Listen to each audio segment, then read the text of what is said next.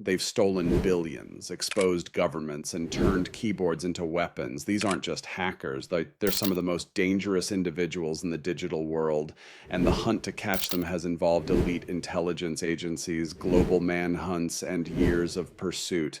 This is the shocking story of the world's most dangerous hackers. In today's digital age, cybercriminals don't need guns, just an internet connection and a laptop. From lone wolves to state-sponsored espionage teams, hackers have risen as one of the most dangerous threats to global security. They break into banks without setting foot inside. They crash power grids from thousands of miles away, and they leak classified documents that shake entire governments. This video uncovers the most notorious hackers in history and the massive manhunts launched to stop them. Buckle up, it's about to get real. Kevin Mitnick, the FBI's most wanted hacker.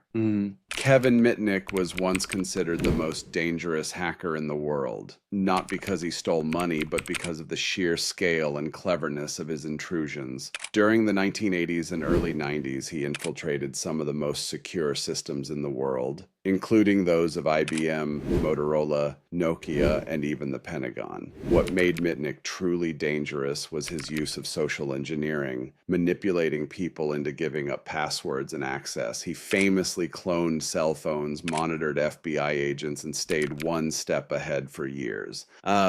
After a nationwide manhunt, the FBI arrested him in 1995. He spent 5 years in prison and later reformed, becoming a respected cybersecurity expert. But in the eyes of the law at the time, he was a ghost in the machine, unpredictable and almost impossible to catch. Anonymous, the legion with no leader. Anonymous is not a single hacker. Rather, it is a global, decentralized collection of activists, often known as hacktivists, who started out on 4chan and have since developed into a formidable force in the realm of cyber disruption. By donning masks resembling those worn by Guy Fawkes and chanting the slogan, "We are Legion," they go after organizations that they consider to be corrupt or tyrannical because Visa, MasterCard, and PayPal had ceased processing donations for WikiLeaks. They launched Operation Payback in 2010, which resulted in the websites of these three companies being taken offline. In addition to that, they have carried out attacks against the Church of Scientology, revealed social media accounts belonging to ISIS, and disrupted operations within totalitarian countries.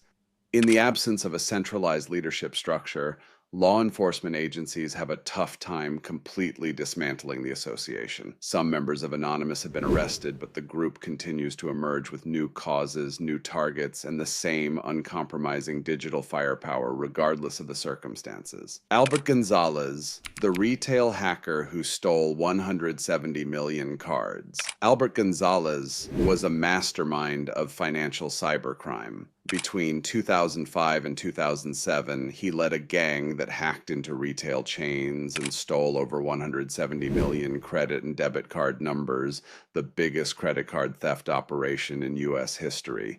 His group used SQL injection attacks to break into networks and install packet-sniffing malware that captured payment data in real time. Victims included major retailers like TJX Companies and Heartland Payment Systems. The stolen data was sold on the dark web, netting millions. Gonzalez was finally caught and sentenced to 20 years in prison. His case exposed the vulnerability of consumer data and marked a turning point in cybersecurity regulations in the retail industry.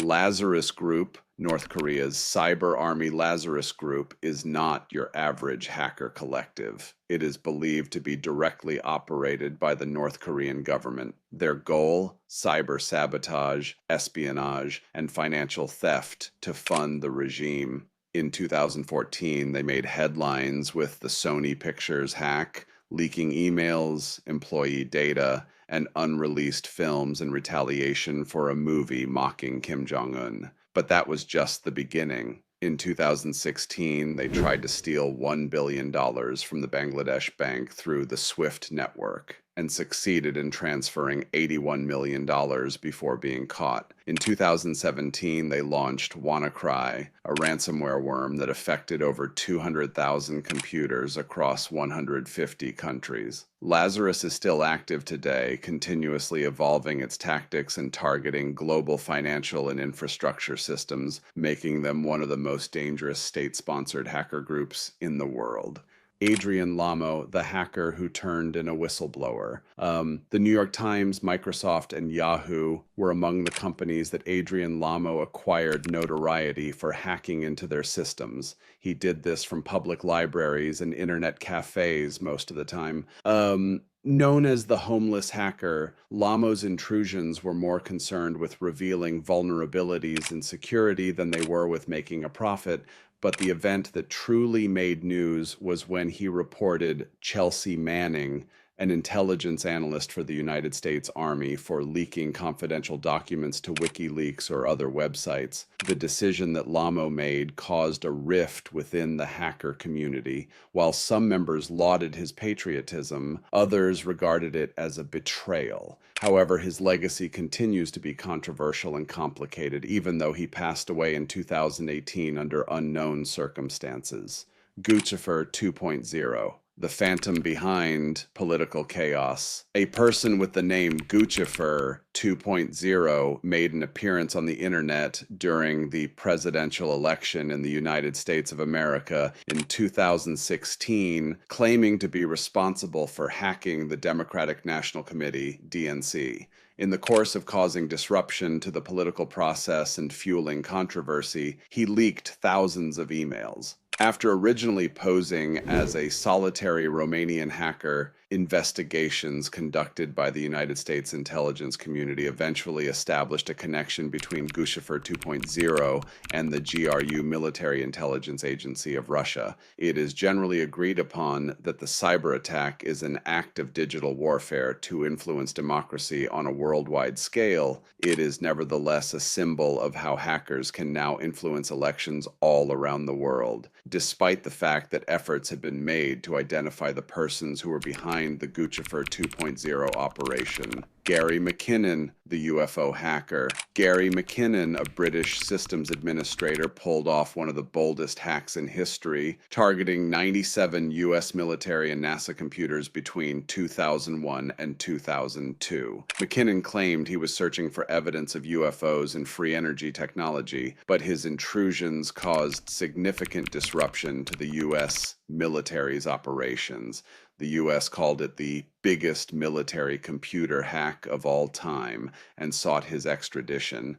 For nearly a decade, legal battles raged over whether McKinnon, who had been diagnosed with Asperger's syndrome, should be extradited. In 2012, the UK blocked the extradition on human rights grounds. Though he never stole data or money, the scale and sensitivity of his targets made McKinnon one of the most notorious hackers of the early 2000s. Jinson James and Cheda, the botnet baron, the New York Times, Microsoft, and Yahoo were among the companies that Adrian Lamo acquired notoriety for hacking into their systems. He did this from public libraries and internet cafes most of the time. Known as the homeless hacker, Lamo's intrusions were more concerned with revealing vulnerabilities in security than they were with making a profit. But the event that truly made news was when he reported Chelsea Manning, an intelligence analyst for the United States Army, for leaking confidential documents to WikiLeaks or other websites. The decision that Lamo made caused a rift within the hacker community. While some members lauded his patriotism, others regarded it as a betrayal. However, his legacy continues to be controversial and complicated, even though he passed away in 2018 under unknown circumstances. From lone wolves to government-backed cyber warriors, the world's most dangerous hackers come in many forms. Some are idealists, some are criminals, others are simply looking for chaos, but all of them remind us of one thing.